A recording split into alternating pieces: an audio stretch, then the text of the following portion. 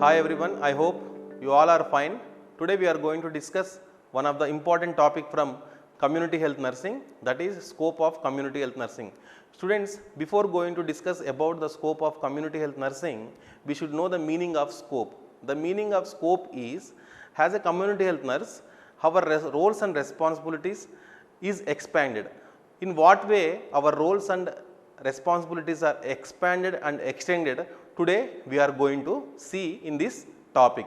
So, among this, the first one is home care, and the second one is nursing care, and the third one is maternal child health and family planning, and the fourth one is school health, and the fifth one is industrial nursing, and the sixth one is domiciliary care, and the seventh one is mental health, and the eighth one is rehabilitative services, and the last ninth one is geriatric nursing. So, among this, the first one is home care.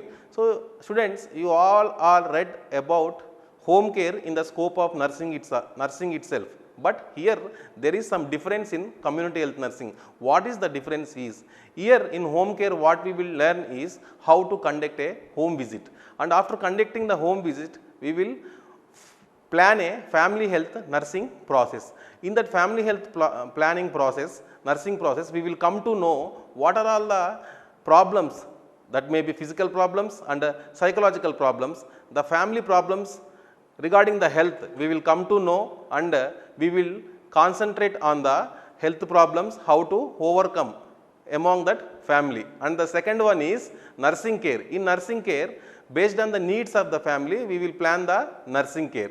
And the third one is maternal child health and family planning. As a community health nurse, this is very, very important, that is maternal and child health and family planning. So, what is maternal health? In maternal health, it is again classified into three aspects, that is antenatal care, intranatal care and postnatal care.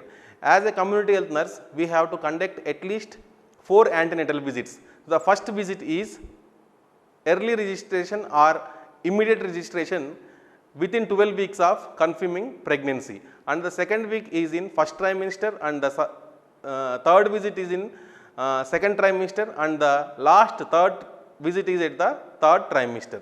So, in this way we have to conduct the antenatal visits to find out the health problems with what that antenatal mother is suffering with. Based on that problems, we will plan the health interventions. And the next one is intranatal care. During the delivery process, what are all the health problems or any problem arises emergently, based on the order of the doctor we have to work. And next, third one is postnatal visits. Like antenatal visits, the postnatal visits are also there.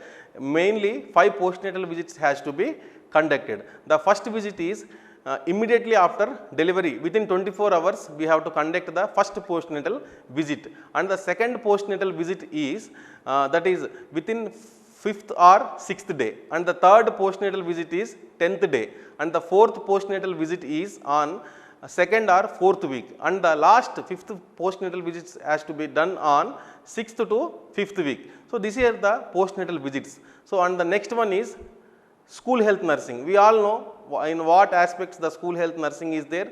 Health appraisal is there, prevention of communicable disease is there, and mental health, dental health, eye care, and prevention of communicable diseases, immunization. So, according to this all aspects, as a community health nurse, we have to concentrate on the school children and we have to help the school children. And next one is industrial nursing. In industrial nursing also we are having today many problems in the industries, like physical problems, mechanical problems. Some examples are there, like asbestosis. These are the different types of occupational health problems. Based on the needs of the industrial workers, we have to work for the better health of the industrial workers. So, this is one of the important scope. And the next one is domiciliary care. Domiciliary care is nothing but care provided during delivery process to both mother and child. This is called domiciliary care. And the next scope is mental health.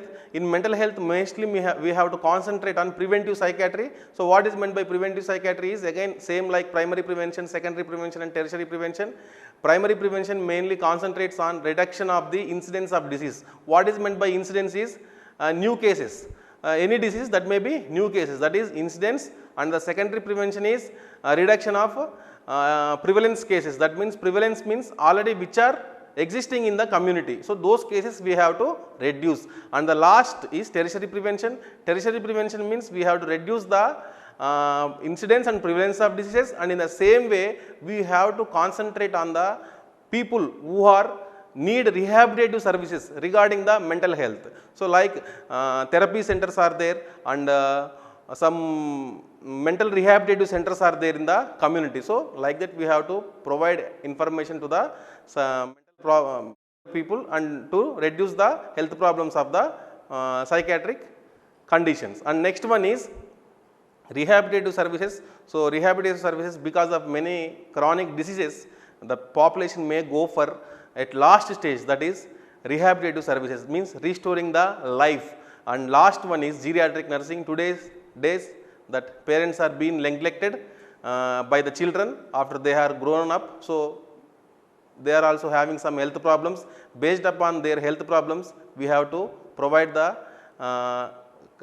care to the geriatric people. So these are some of the important scope of community health nursing, and in next class we are going to discuss one of the important topic from the community health nursing.